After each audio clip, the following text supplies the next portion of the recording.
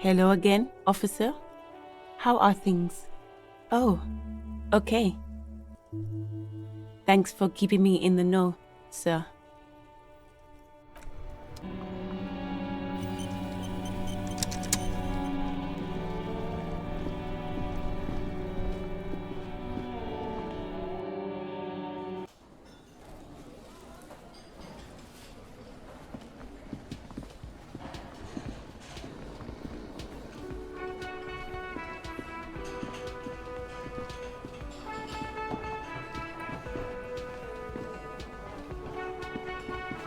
Can I help you? Thanks. I hope you found what you were looking for. How strange. I certainly didn't put them there.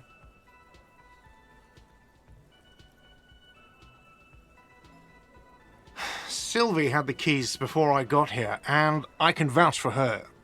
I can vouch for all my staff. None of us would tamper with the crime scene. The trash collection service, CS Municipal. Ah, the elusive CS Municipal. I doubt we'll be able to track down who was sent here last and when. This will have to be one of those little threads that so... Thank you anyway. Yes?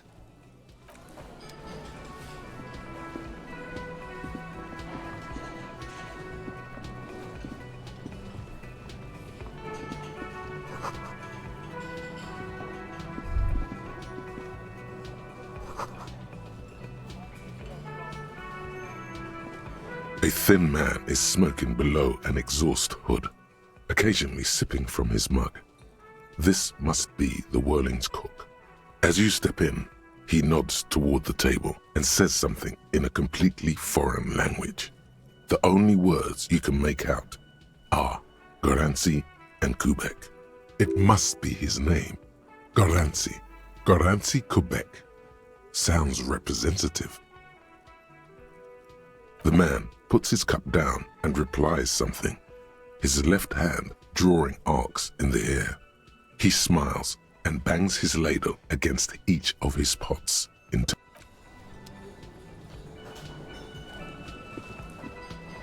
You see a heavy steel door with a prominent dimpled lock.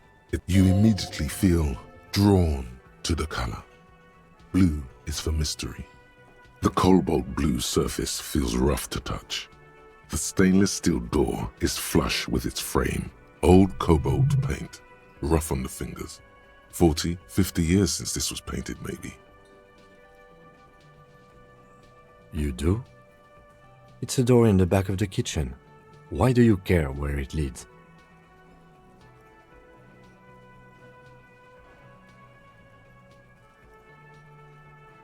It is quite pretty. I suppose we could look into it as a side investigation.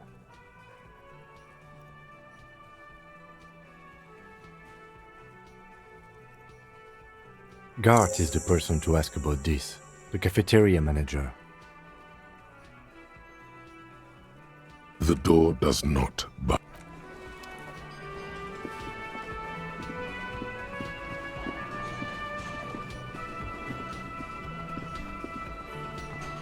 Can I help you? Another thing. Great. I love those. Oh yes, that door, sure. There's nothing mysterious about it. It's just... No, I don't have a key. I don't know how to get there. And I don't care either. It's not like I've been wondering about it for 10 years. It's just a frit warehouse, probably. Or some boring storage space with a bunch of old junk and dust. He's attempting to maintain an air of indifference. It's absolutely not convincing. Fine, okay, a little. But my job doesn't leave me time for wondering about one locked door in one of the cafeterias I manage. So I haven't opened it. I have cleaned the whole place 100 times over, though, after the animals. And I haven't found a key, so... Yes?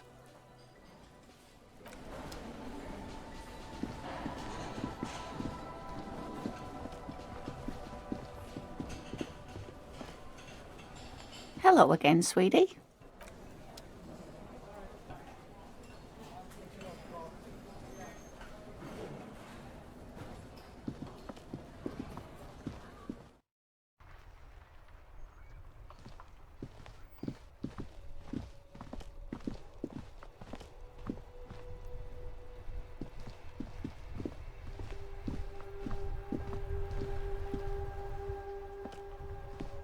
This Postlavantore mail collection box has been heavily vandalized.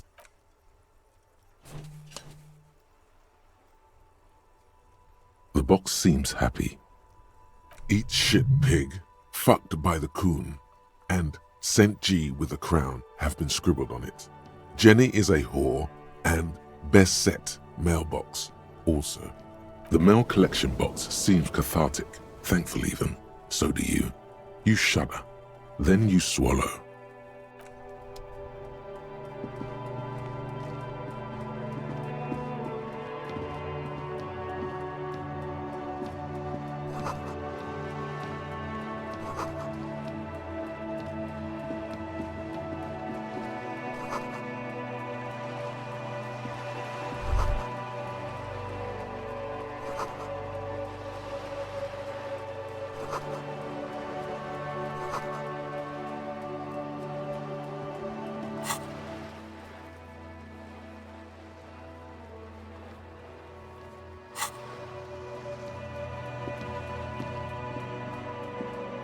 Hello, sir.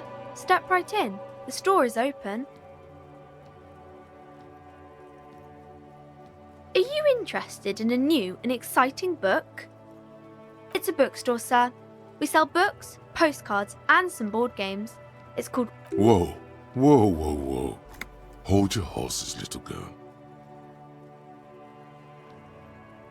That is a book. They have stories inside them. It's like someone told you a story in a really long letter. A postcard is a small cardboard picture. You can write a few words on the other side and send it to your friend. She is unfazed by your questions. She would consider it impolite to point out any. Board games are like little games on a table, made to pass the time. There are several different ones, but sailors here mostly buy cards. My pleasure. Anything else you'd like to know? Okay, sir. I'll try to answer any questions you have. I hope they're about books. My name is Annette, sir. My mum, her name is Plaisance. She owns the store. She's inside minding the register or organising the stock. Feel free to step in and browse our wares. I'm signalling that the store is open. Otherwise people might not know. They'd miss out on the crime, romance and biographies of famous people. A sudden gush of wind turns the pages of the books on the counters. She covers her face, smiling. But she's cold. Kind of you to offer, sir. What could you do to help her anyway? Oh no, sir. I'm happy to help Mum by luring in customers. Besides, I have some hot juice in my vacuum bottle to keep warm. I do my studies at home at the moment. I have to help Mum keep this place running. Mum says it's necessary to do both because it builds character. There is stress and unease behind these words. She's Mum says it's peachy. She was a little afraid at first. There's talk about this house being cursed. Behind her, the window has been boarded up. You sense the boards creaking, twisting for a second, and some kind of doubt in her tense shoulders. Cursed in the way that makes them say that no business has ever really thrived here, sir. That they all go... Exactly, but we've been doing fine so far.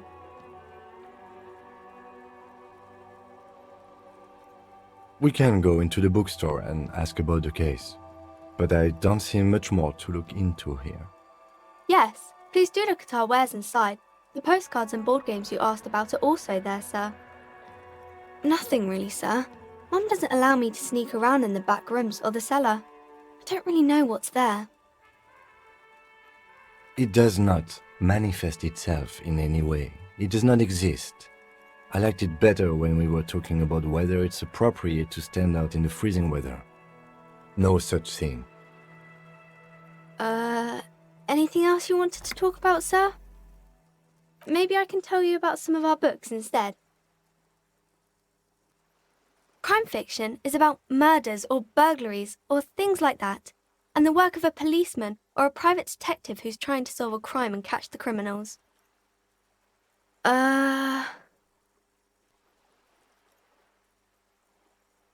Crime is what we were solving before this conversation began. It's exciting to people, I guess. They get to imagine dangerous things, And it's kind of like a puzzle, where you can guess who the criminal is. You don't look much like a policeman.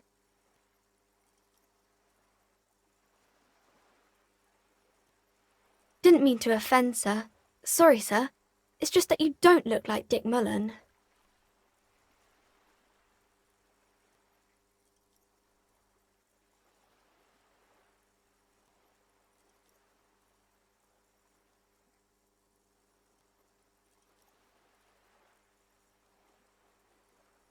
More about books, maybe? It's the type of book where there's a rich lady and she has to choose between the good man and the bad man. Or there could be a story about a poor lady getting a rich man. It's about man and lady business, sir.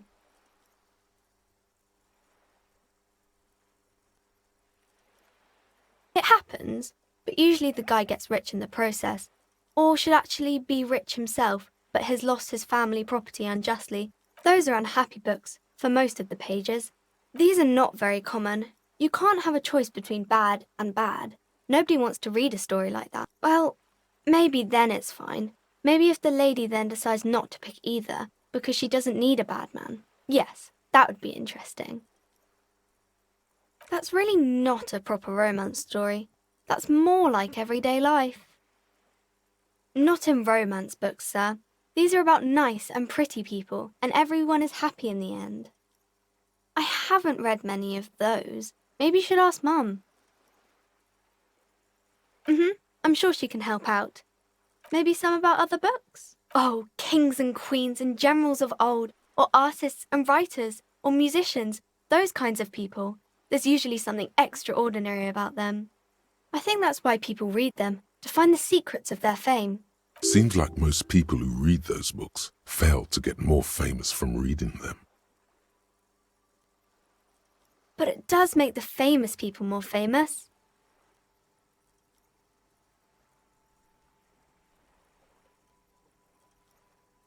Why would they do that, sir?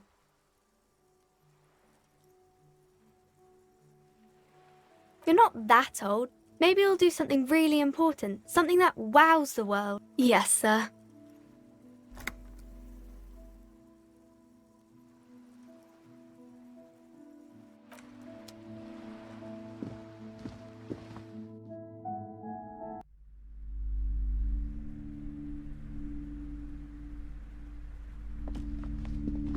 The display rack is brimming with worn paperbacks featuring an extremely muscular, sword-wielding barbarian on the cover. Rows and rows of Heimdall men blur your vision. You make out some titles. Man from Heimdall and the Mammoth Riders. Maybe 100. Man from Heimdall and the Sages at the End of the World. Man from Heimdall and the False God. Not even close. Man from Heimdall in Hell. Man from Heimdall and the Forest of Slaves. Man from Heimdall under the lake. Man from Heimdall, Heimdall burning. There's even the trial of... Oh, Man from Heimdall. A very popular series of adventure novels. They're awfully immoral and violent books. Blood and violence, scantily clad women, epic narratives, all those mystical things he encounters. They're bound to grab those with little imagination and nothing to do.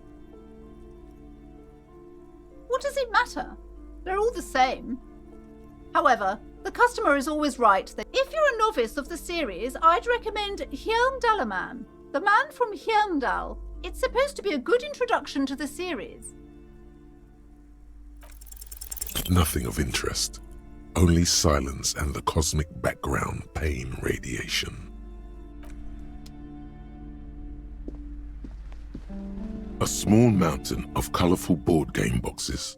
There are numerous types of games for all ages. A lot of shelf space seems to be taken up by We're Out, an endless variety of source books, lore book. There's also a large hardbound tome with intricate cover art, The Hunters of Katawak, Boreal Creature Compendium, and there's a box that says We're 3rd edition mega setting supplements module. The side panel notes, a fantastique adventure board game. Wonderful board games, sir. The Viticulturist is a classic for sure. Or perhaps you'd like Archipelagos of Insulinde. Browbritter is a fun game of economic competition, but can get quite intense after a while. We have games for the whole family. You can play with your... Who are you going to play board games with? Do you have friends or family? Are you actually friends? Or just colleagues thrown together by circumstance?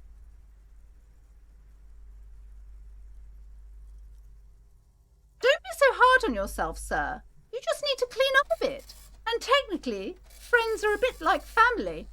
For playing with friends, I'd recommend Suzerainty. It's a civilization building game where you build a civilization, then set off to brutally colonize and repress other civilizations. It'll cost 12 real. Lousy auras there. No, role-playing games are popular among those types. You know, who are into those kind of things. I've heard they turn people into occult enthusiasts. That they have rituals where they try to summon entities. Highly immoral stuff. You can still buy them, though.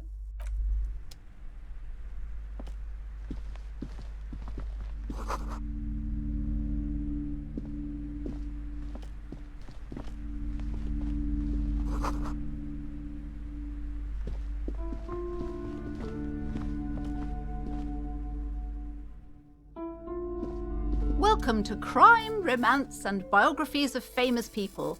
My name is Plaisance. Be welcome, and please take responsibility for the energy you bring into this space. A golden pendant hangs around the woman's neck in the shape of what looks like a tiny fish head trapped in amber.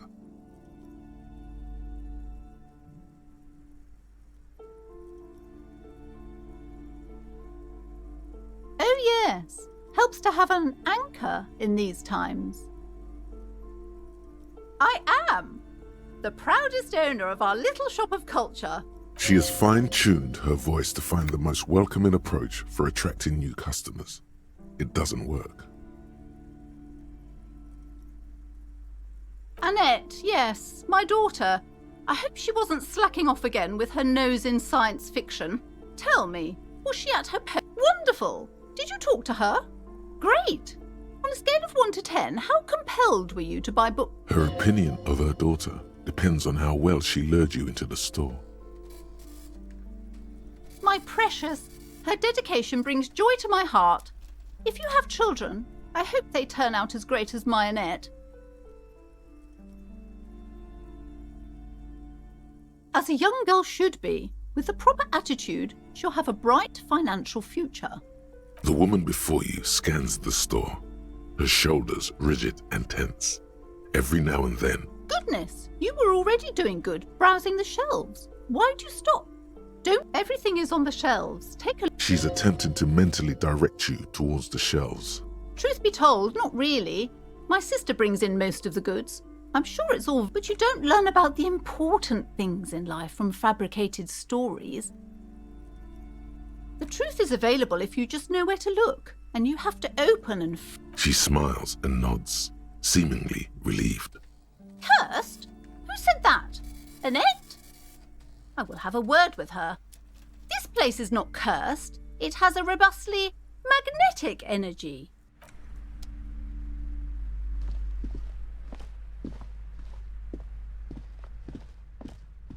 These shelves are overburdened with books from the same series. You see the name. Crime fiction is a disgrace. An asinine misrepresentation. These books greatly overstate the excitement of police work, glossing over how long it takes to actually follow up on leads and eliminate dead ends. What's more, they completely ignore the psychological hardships of year after year coming. Not a single mention of all the stress this work creates upon the officer's family. Detective fiction just doesn't tell the truth at all. Now, you see Dick Mullen on the job. Get me Mullen. The stalwart. A killing is declared. Dick Mullen in the murder house. Yes, there's also the dame who did it. Farewell, my Mullen. Faking tragedy calls for Dick Mullen. After all this, you still haven't found the answer to the one question that matters. Who is Dick Mullen? Oh, crime, robberies, murder. You're a police officer, apparently. You should buy all of these. They really do teach a person. Your quick eye notices a small caterpillar crawling across the spine of a book. The title reads, A Worn Paperback from Dick Mullen's classic Hard-Boiled Phase. The premise seems to be that Dick Mullen is framed for the murder of his best. Could it be the motifs of unstable identities and shocking betrayals? Perhaps you're drawn to the dark and noirish atmosphere. Then this is the book for you.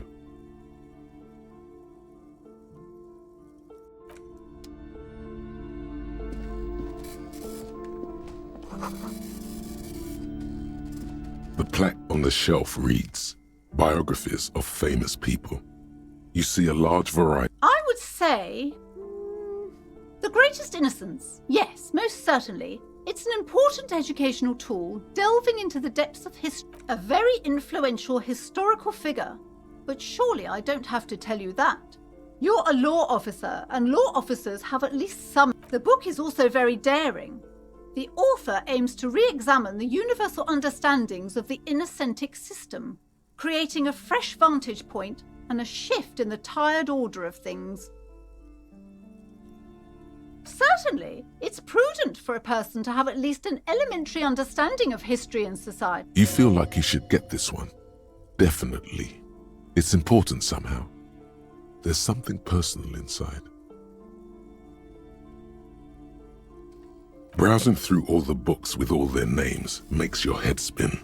None of these seem important or relevant. Suddenly, a particularly odd title catches your eye. It reads, High-Speed Love, the tragic true love story of Jacob Irv and Alfie Delatraz. High-Speed Love chronicles the romance between two of the finest tip-top tourney racers in history. Next to Irv's life story, you see a slim biography of an Occidental rock star called The Anti-Star. He's famous for shooting morphine into one of his eyeballs and cocaine into the other. Next to that, Revacholian radio personality Guillaume Bevy stands in front of a run-down drug den. I really must insist you buy one of the books. Reading them is not for free. Do still browse, though, but not too long. She understands she has erred against the customer and immediately corrects course. I'm sorry, I did not mean to rush you. You are browsing. Go ahead. Take your time. Time is commerce.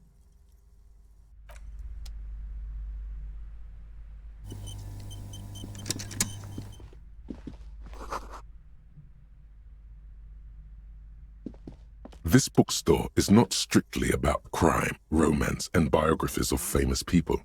There's also a wide range of paranatural literature. Sir, please, no browsing in that shelf. That wisdom is not for free. I can't have you end up, like, opening a police store next door and stealing my customers. Oh, no. Amidst the various books, you find one written by someone named Matthias W. Dundas. It's about wholeness, unity, balance. The point of the book, and many others on this shelf, is to give people medicinal advice in situations where they don't have access to paid health. It serves platitudes, while also telling everyone that traditional medicine, the kind people don't have access to, and which costs more than this book, wholeness, unity, balance, on the other hand, can basically take care of anything. Though when it's up to your mind to heal yourself, then it's because of your mind that you're ill in the first place. The book features chapters on topics such as how to find magnesium. It even lists plants you can harvest magnesium from. There's even a chapter on the ancient Seraïs tradition of using duck gallbladder preservatives to treat and prevent sexually transmitted diseases. Pre and post fact. This is just mundane garbage. What's even paranatural about this?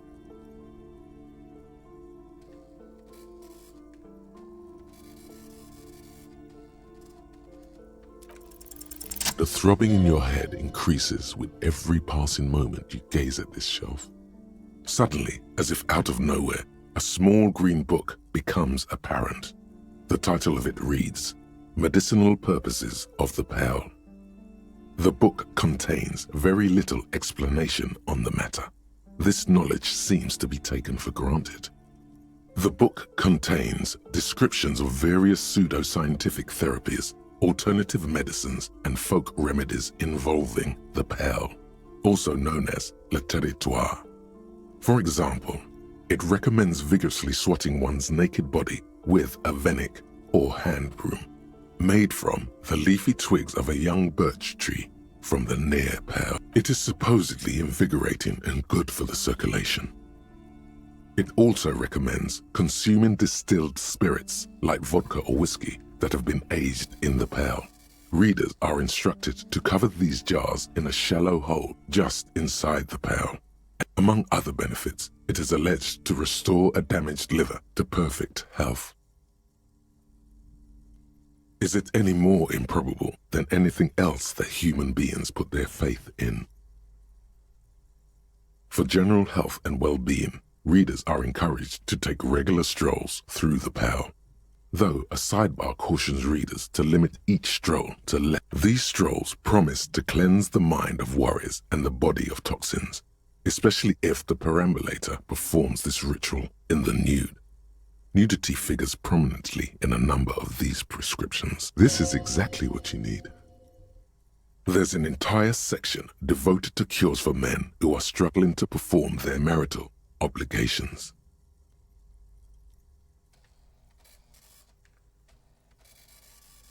Excuse me, sir. I believe you've been perusing that particular volume long enough. If you'd like to continue reading, I must insist you buy it. Several maps have been attached to a bulletin board hidden inside the alcove. The maps look old and faded.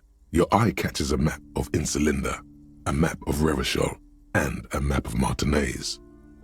This large map displays archipelagos. You see a constellation of small dots on the light blue emptiness of the Insulindic Ocean. The largest in the northeast is La Caillou. You are here. Another, far away in the southwest, Seminese Islands, Ile de Fantôme. Ozon, Laurentide, Fas à la Mer, Archipelagos, North Arcade Islands, all just specks of dust on the vastness of the Insulindic. On the edges of the map, the color fades into a blur of dotted lines, black and white. In the northeast, a dust mite stands on the north coast of Caillou. In a bookstore, it's you.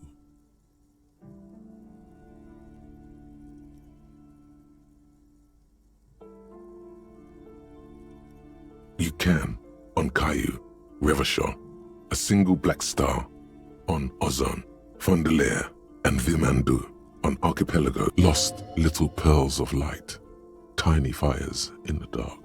The ocean breaks apart into a tangle of cosines and azimuths, all pointing into pale nothingness. Muindi is the north azimuth. Grad is the northeast azimuth. Samara is the east azimuth. Seo is the west azimuth. Isolas, they're called connections to other worlds. Words past the Insulindian, unknown to you. You only know you've never been there. You have little idea what they are. Distant stars, gods, but looking at them makes you feel almost non-existent. Whatever they are, the Isolas are immeasurably large compared to you. Perhaps they are gods, gods of distance and outer dust. The north coast of a verdant island is shattered by the delta of a river. It is the river Esperance. Countless bridges put the shards back together, connecting city blocks to river islands. La Delta says a great artificial heart in the center, teeming with life forms and construction.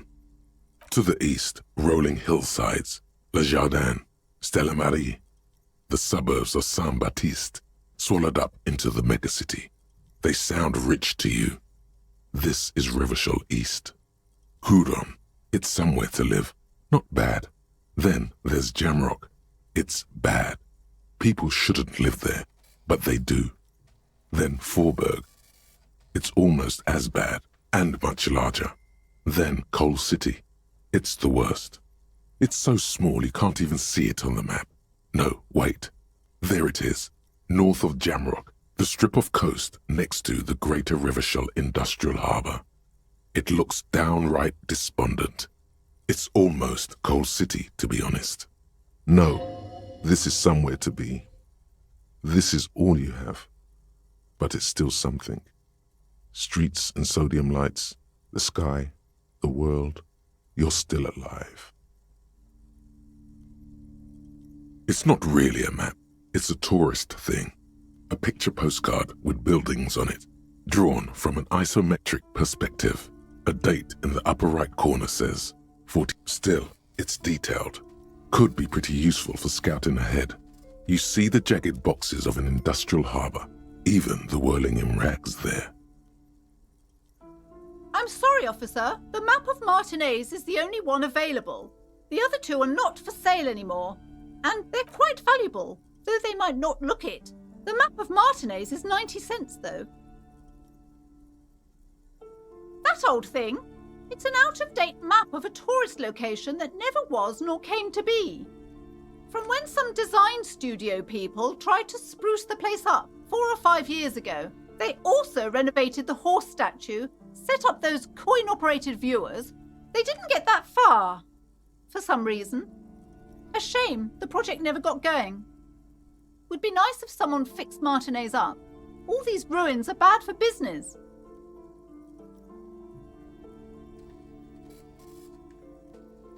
Always good to be informed of your surroundings.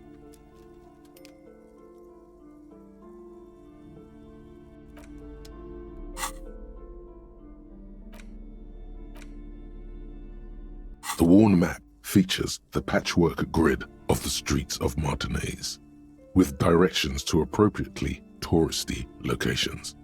Your finger moves through the various streets, across Rue de Saint-Ghislain and Rue Saint-Cypar, over Saint-Brun and Martinez North, finally coming to a halt on the spot where you are currently standing, although the map gives no such indication itself. For a more detailed view of the map, go to your journal and select the Map tab.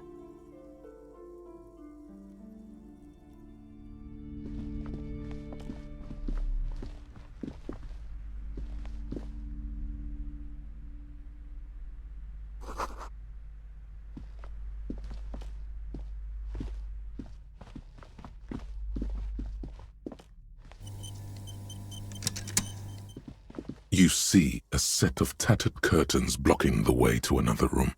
A strange cage-like trinket dangles from... Excuse me, officer. The back room is strictly for employees only. She's right. Those curtains give off some eerie vibes. Better not mess with it.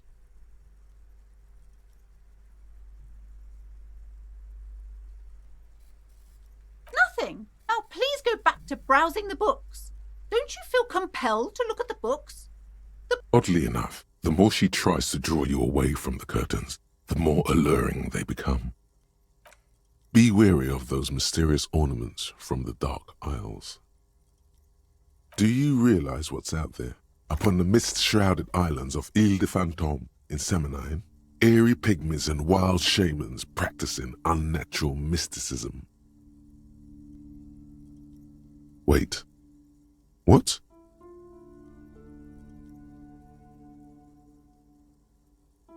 Okay, you're one of the initiated. Then go ahead and fiddle with the curtains, but do so at your own peril. You see some kind of charm, an irregular polyhedron assembled from bones, sticks, and straw. Inside, a disturbing fish head with empty eye sockets stares at you. Aside from poking at it suspiciously, there is nothing else to do with the fish head charm at this time. The curtains remain shut before you. Just as you're about to pull apart the curtains, the petrified voice of the shop owner... Sir, don't touch that. I told you it's off limits for the customers. Parapsychologically speaking, we're done if you decide to open them. I won't be held responsible for the... She looks away, mumbling. Why is everyone always messing with the curtains? Why can't they just buy books like normal people?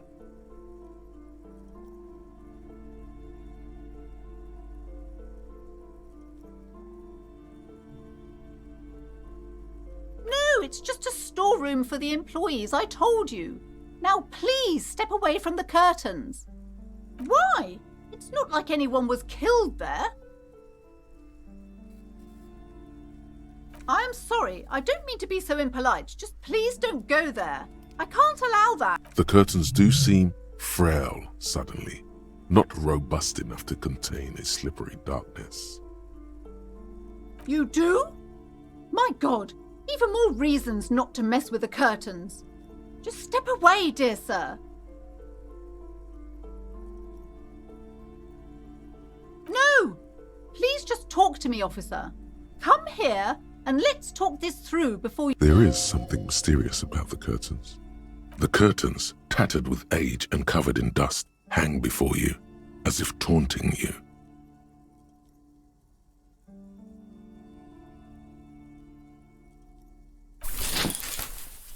You see a dimly lit room full of dusty furniture and trash.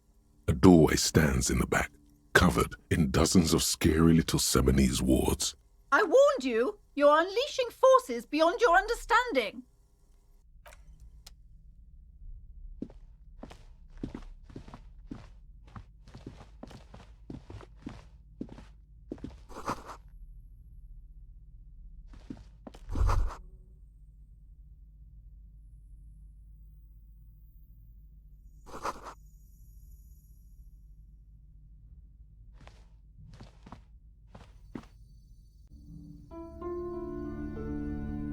A heavy door with a missing handle stands before you, covered in dozens, if not hundreds, of Seminese trinkets and charms. It appears only an echo. No one is there.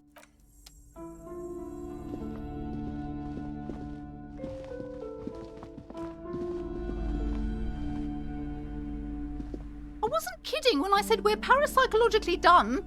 You clearly don't care about the consequences. What gives you the right? Don't expect my help from now on. The back door is locked and I threw away the key. I won't trifle with such forces. Do look at the books, though. The books compel you. You may be able to make up for this by buying a lot of books. I hope you're a voracious reader.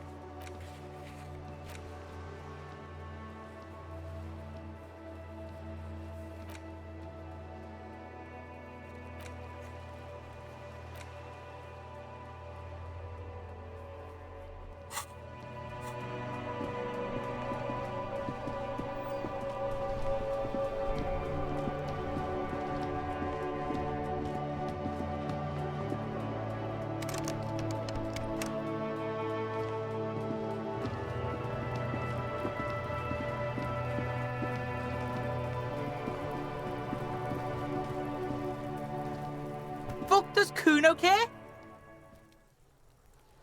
Kuno doesn't...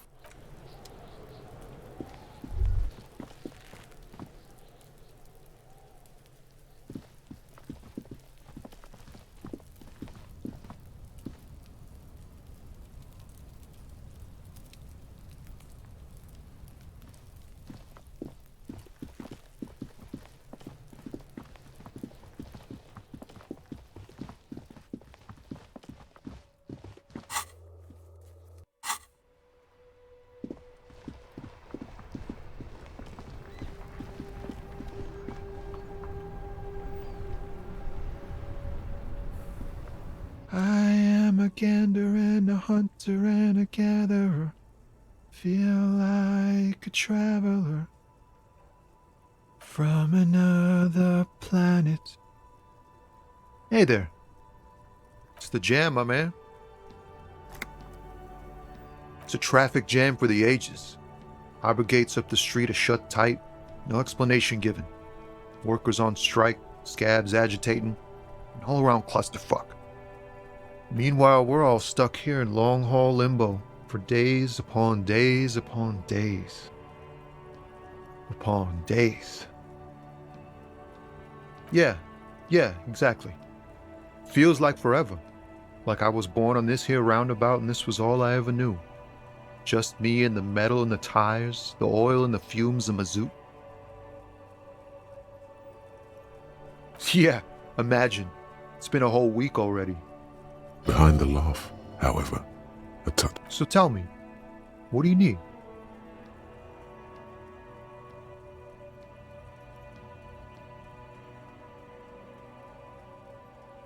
Oh, high-grade narcotics, illegal firearms, stuff like that. Time to arrest him. Can't even get a few jokes past you, my man. I've got another haul of foul cargo. Mostly sporting goods, tracksuits, and that kind of thing. They usually get shipped to Grad in the Occident, though we've been making headway in the Il Moran market lately.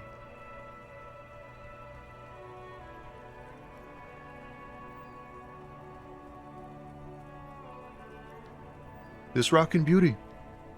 Sure is, like a rash you can't get rid of. You interested in heavy-duty cargo machinery? Neat. For carrying large quantities of cargo a long distance. These found tracksuits need to find their way to the kids way out in Wamrau and Laurent Bird somehow. There it is again, a little touch of sadness beneath his cool. He thinks he's spent too long in this lorry. Not unless they've illegalized sports equipment while I was on the road. We're pals and all, but I can't just freely hand out the merchandise. The bosses won't be happy. The man taps his fingers rhythmically against his arm.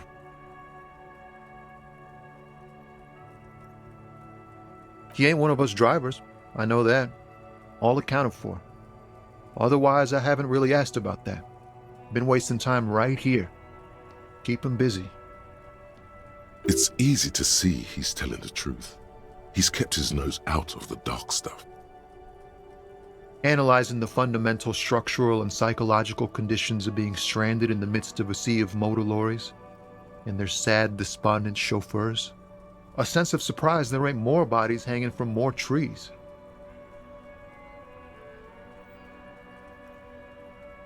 It's like, whatever's going on over at the docks.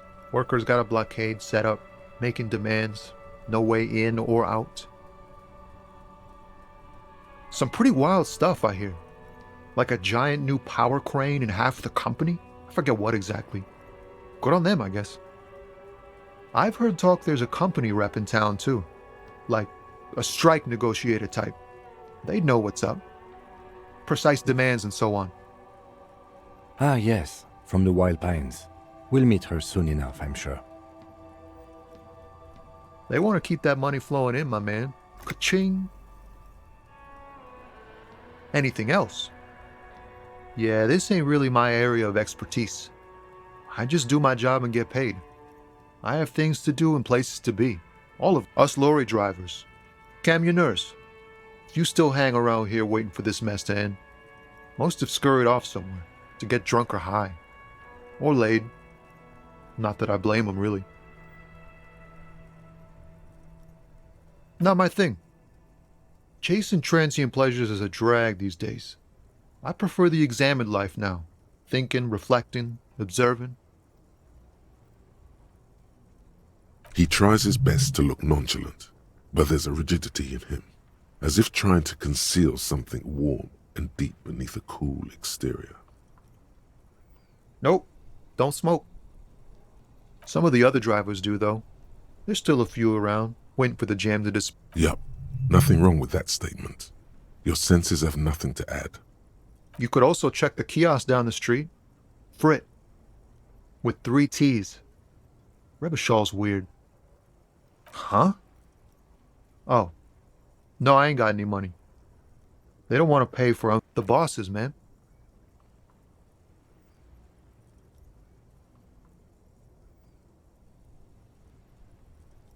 Yeah, it sure ain't good for me. Or you. I'd spare a coin or two for a city cop down in his luck. If I had, say, 4 myself. Don't be a stranger.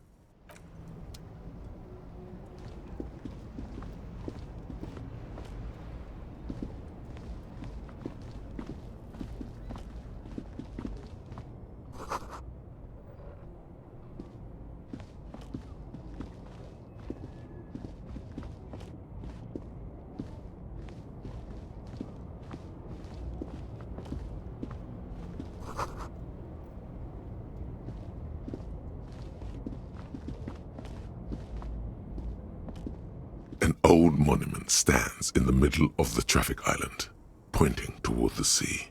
It looks as if it's been reassembled piece by piece, secured and mounted in the air. With a silver plaque on the statue's pedestal reads, "I am Philip III, the Squanderer, the greatest of the Philippian kings of Revachol, son of Philip II, the opulent, father of Philip IV, the insane." Not a good track record of mental health in that family. Even by the standards of the Philippian kings, old sumptuous Philip was known for his profligacy. Well, he blew through the whole national treasury, starting the decline of one of the penultimate century's greatest superpowers, the suzerain of Revachol. His own maladministration foreshadowed the fall of the monarchy during the anti-centennial revolution, an end to his family line and the monarchy on the Insulindian Isola. Stories have it that he had his bedroom converted into a treasure chamber where he stored unfathomable wealth, Krugerrands, bars of gold, ornate weaponry, armor, and various chalices. He called it the Sol Aurum. It was obscene. There were whispers he slept on a huge pile of gold-dipped feathers, like some obese dragon. The man certainly knew how to live.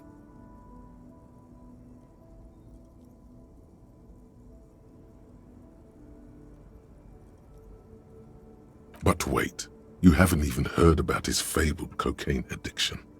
You see, old Philippe wasn't just good at squandering the national treasury on gold and ceremonial weaponry, he was also a prodigious snorter of nose candy.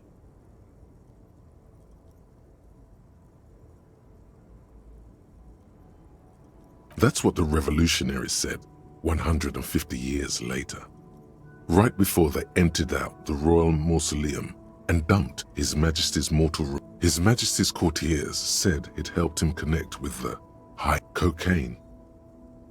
Beneath the cold waters of the Insulindian Bay, thrown there by the revolutionaries, the original was blown apart by communards, then further damaged during the landing of the coalition's airships during the turn-of-the-century revolution, when Martinaise was leveled. Some years ago, a group of liberal, artistically inclined individuals, designers mostly, thought it would be ironic to restore the statue of the most wasteful ruler of Revachol in the poorest part of the city. The statue is supposed to capture the moment it was blown apart, like an instant frozen in time, a rare butterfly trapped in amber, floating on a sea of. People in Martinaise tend to disagree, as do many prominent art critics and thought leaders with more nuanced social awareness than the young ironists. Philip III, the Squanderer, however, with his bronze face up in the air, doesn't seem concerned about what the hoi polloi think of him in.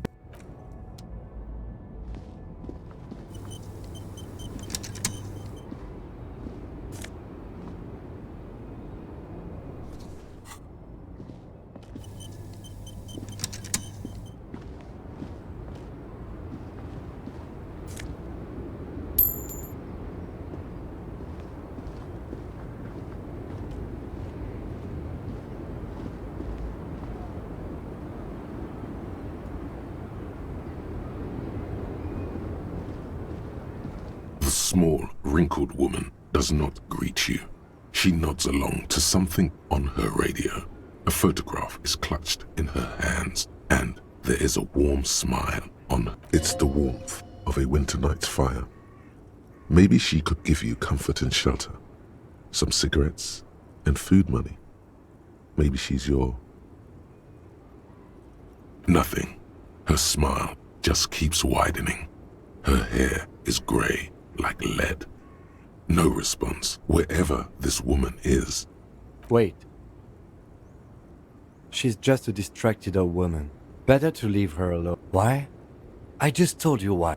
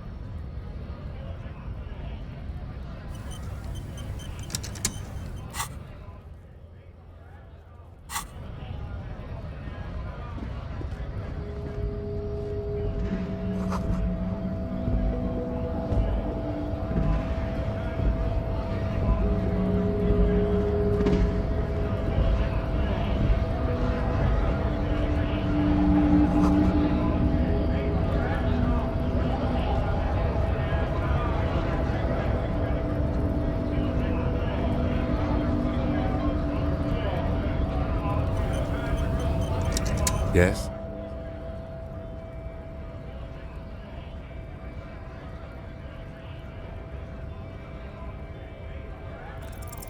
What if you did it? Yes, you killed him. And then, as part of the plan, maybe this is why your chest feels so hollow. You did an awful thing. Are you sure you would have the strength to take down a hardened mercenary? You're not in the best shape.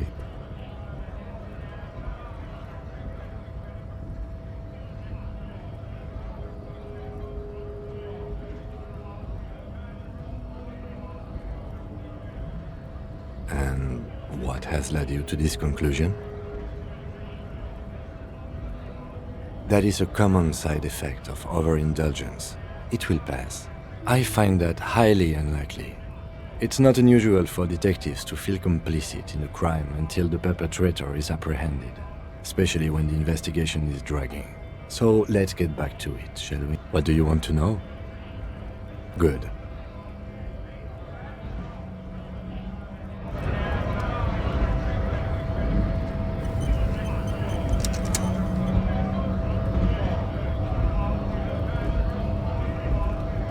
Bastards! We have a right to work!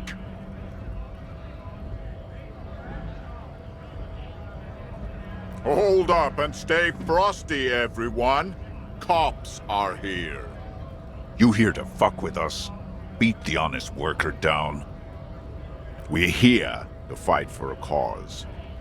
Stripes usually have problems with people who have causes. Good. We're fighting for a cause here. Right to... Besides, we're not that different. It helps if people see us talking, cops and strikebreakers together. Shows authorities are on our side. Builds confidence. Rights of people. Rights of workers. To have gainful employment. To make a salary.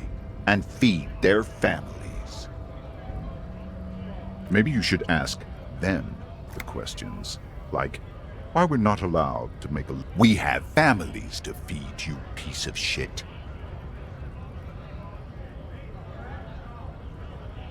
So do we, Scab.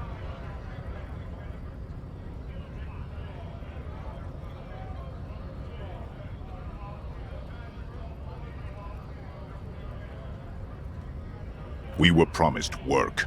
We'd be in there, working, if the bastards hadn't shut the gates.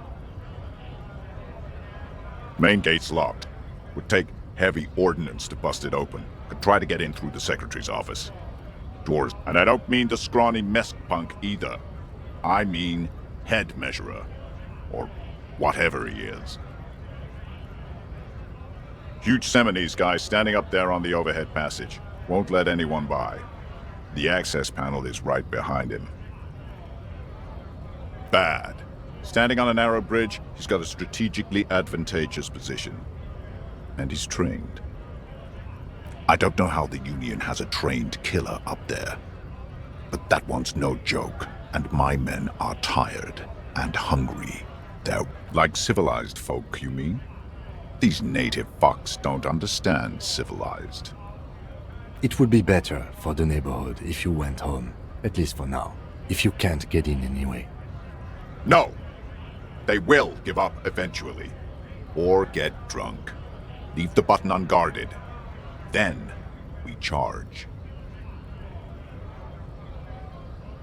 Honest men and women with rights to work, to be useful, not toys for corporate interests.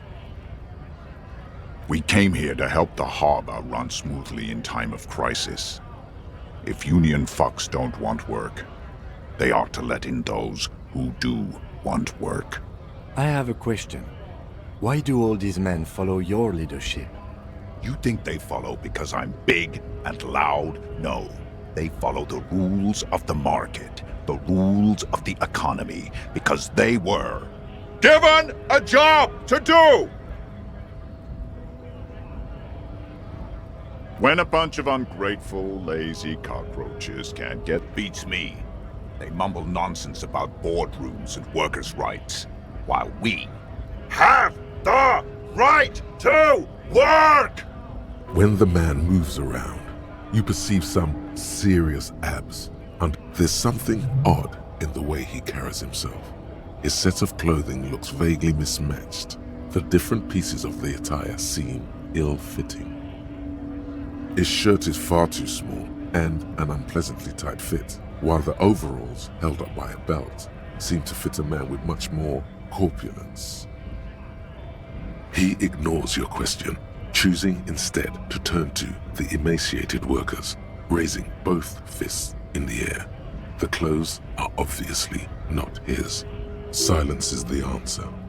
There's something off here, but he won't say what. You've been talking to him for quite a while now. Something is off with this guy. Ask him where he's from. What's it to you?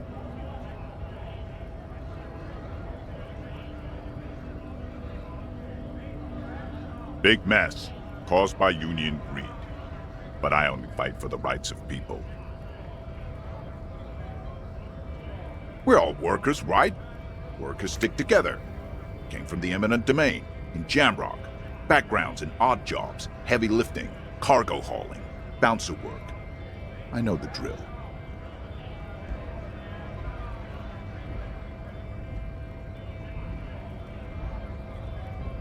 Worked at Territorial. Ring a bell? Uh-huh. It was a long time ago. Have fun. Union shits are on full strike. Don't think they're going to let you through the gates. You trying to meet their fat boss? I know nothing about a murder. The mention of a killing sends a barely noticeable shiver of tenseness through him. Interesting. What are you talking about? I'm not tense. Yes, he's tense. Right to work! It's shameful. Cops doing nothing. You should bring backup. Open up the gates for us. Blockading gainful employment for workers is a crime. We are not picking a side in this just yet, sir. Pity. Let us work!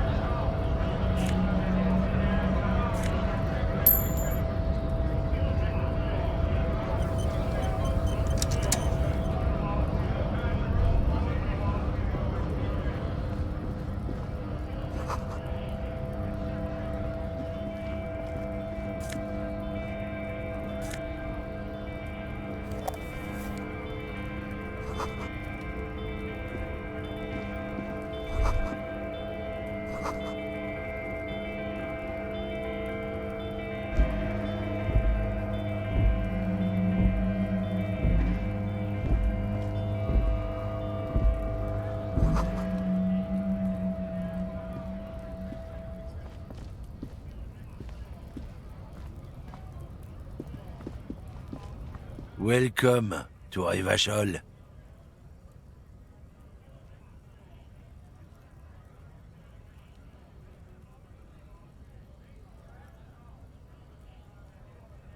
Don't you welcome to Rivachol me.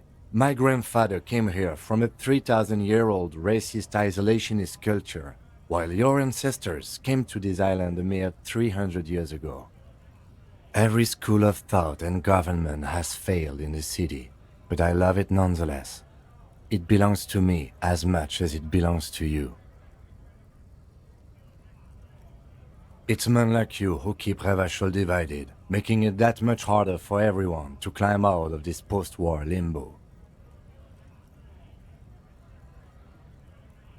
Oh, come on, man. I just said welcome to Rivachol. It's a lorry driver thing. I know exactly what you meant. You think my kind doesn't belong here, that I should watch myself and behave. But you see, I'm an officer of the RCM. It's actually my job to make sure you behave. Silence. The air between them becomes tense. Your partner needs backup. Now's your moment to shine.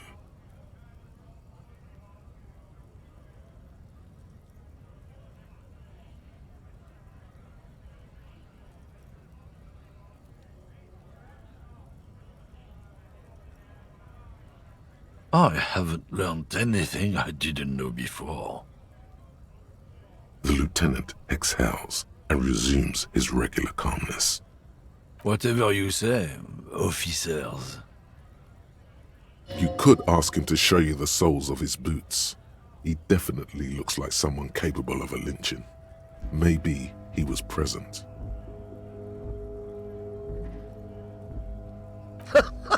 Oh man, that's great. Look at that guy go. Haven't seen anything that funny in a while. God damn. Thanks for that, but no, it's not mine.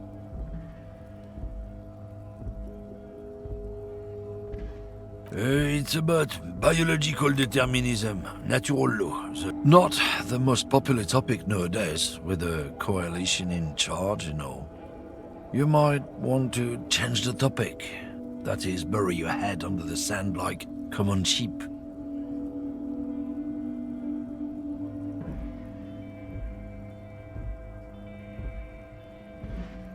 I'm not just racist. Look, I've read books, huh?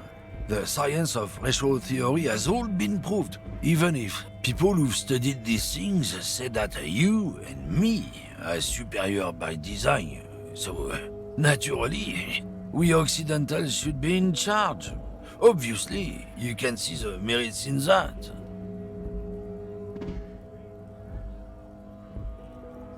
So, lately we Occidentals have experienced an unfortunate downturn when members of the superior race cease to believe in their innate superiority. They stop. The problem?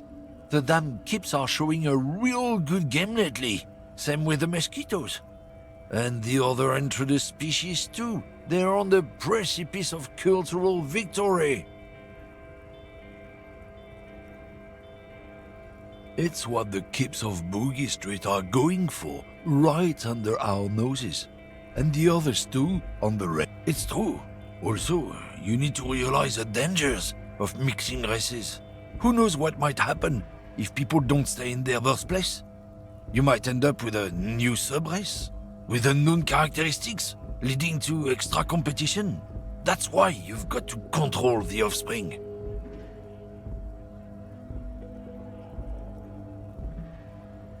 Don't push your luck, Runt. Looking for something, Runt? Come to tell me to fuck off again? Oh, not much anymore. I'm here to pick up some cargo, but the dock workers are on strike. The strike? Oh, they've been at it for a while. A month, 2 months maybe. But this here is just the last week or so. Apples. Yeah, apples. He's given you the runaround. Let's be honest, you were bested. No. Been admiring the stompers, right? Sure, I can demonstrate them. On the bottom of the man's boots, you see an intricate tangle of treads with no immediately discernible pattern. It's Revachol. Custom made. Cost me a pretty penny. You'll see when the time comes, officer. True patriots carry Revachol in their very souls. Technically, you're stomping on Revachol every step you take. Huh. I know you people don't understand poetry.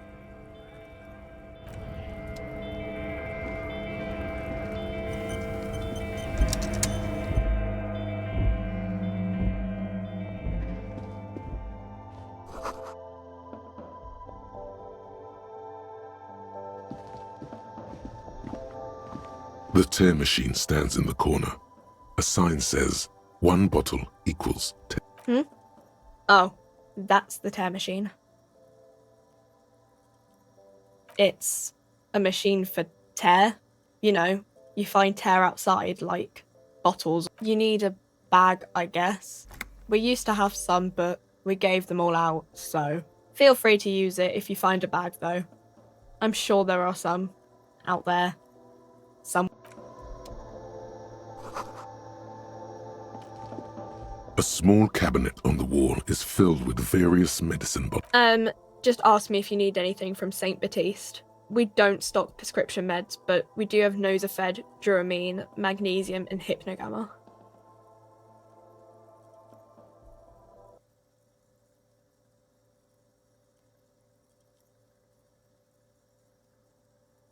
I don't know. Let's see. Nosafed is a nasal spray. Duramine is a really good painkiller. Magnesium is a dietary supplement. Hypnogamma is... I don't really know what Hypnogamma is. I guess it makes you feel less shit. It's recommended to use after lots of partying, studying, or exercise. No, sorry. I'm not like a doctor. Nosafed heals +1 health. Duramine heals +3 health. Magnesium heals +1 morale. Hypnogamma heals +3 morale. St. Baptiste, you know, St. Baptiste Pharmaceuticals, the one that sells meds out of St. Baptiste. That one. There.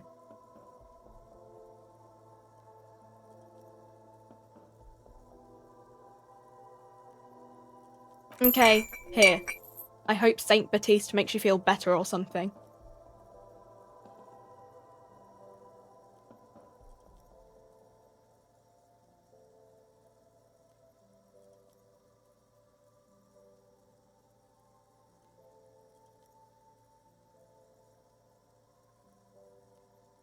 Okay, here.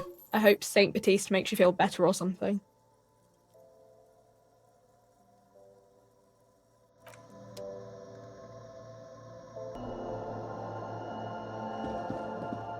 A colourful display of cigarettes and alcohol there, in that dark green glass, all in vain.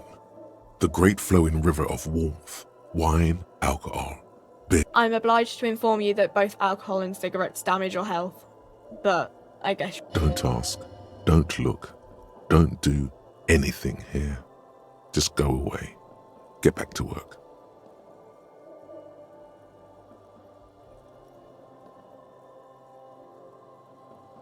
No, Frit only sells legal drugs, like the law says. You see several packaged raincoats fill a low shelf beneath. The packages are small, discreet, sloppily stacked, making them easier to take unnoticed. No need to worry about knocking over a display. What is what? If you want to buy one, then it's only 4 real. Her attention is drawn to the raincoats.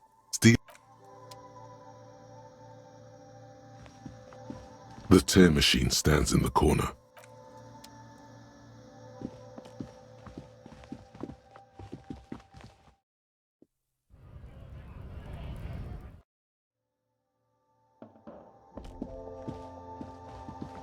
Welcome to Frit. Feel free to look around. What's that magazine she's reading? I don't know. Frit? A 7 to 11 grocery store. I think they think that the extra tea makes it funkier. You mean this? This is Pop Stars. It's got, like, famous people in it. It's not. Looks like it also has something called Police de la Mode, featured on page 34. This speaks to you.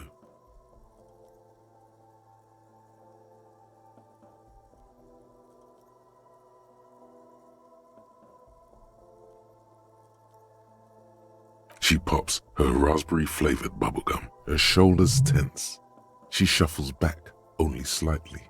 The lieutenant frowns at you before turning to the clerk with an apologetic half-smile. You mean this? This is Pop Star. Looks like it also has something called Police de la Mode.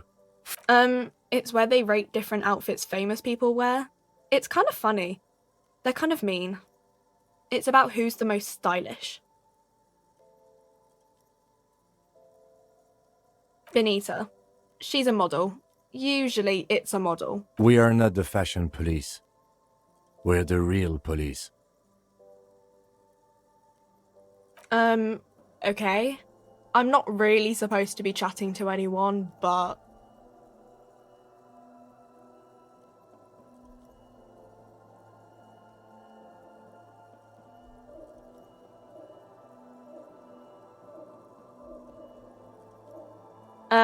I don't really know anything. I mean, I know it's there, but I haven't seen it, so... Not really. No. I didn't know him at all. I don't know, really... long? I don't know. No need to worry. It's just standard procedure for us to ask around. If you hear anything, let us know, okay? Okay. Uh-huh.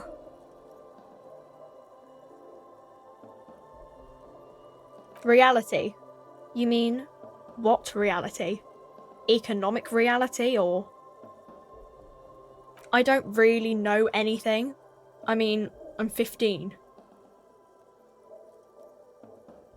Yeah, that's why I'm working my arse off in Frit. So I guess, like, I don't know. What about it? We're in Frit? As mankind, or as a nation, in a good place. I mean, science is doing great, and this radio computer thing seems to be kinda big. I don't know. I don't know. Look at the clock. It's right behind you on the wall. The clock shows the time at 10:09. The hands seem to be still. It's apparent the clock doesn't work. When ordinary people take over the government and, demand democracy. Yeah, it happened like 50 years ago or so. Sorry, I'm not very good at this. At history, I mean. Our government? Or do you mean something else? Sorry, I really need to finish. Cool. A warehouse? I don't know. Maybe. I don't really care what Frit does. She scrunches up her face into an expression of consummate adolescence. Fine. Frit doesn't have a warehouse. Just a little back room here. Okay?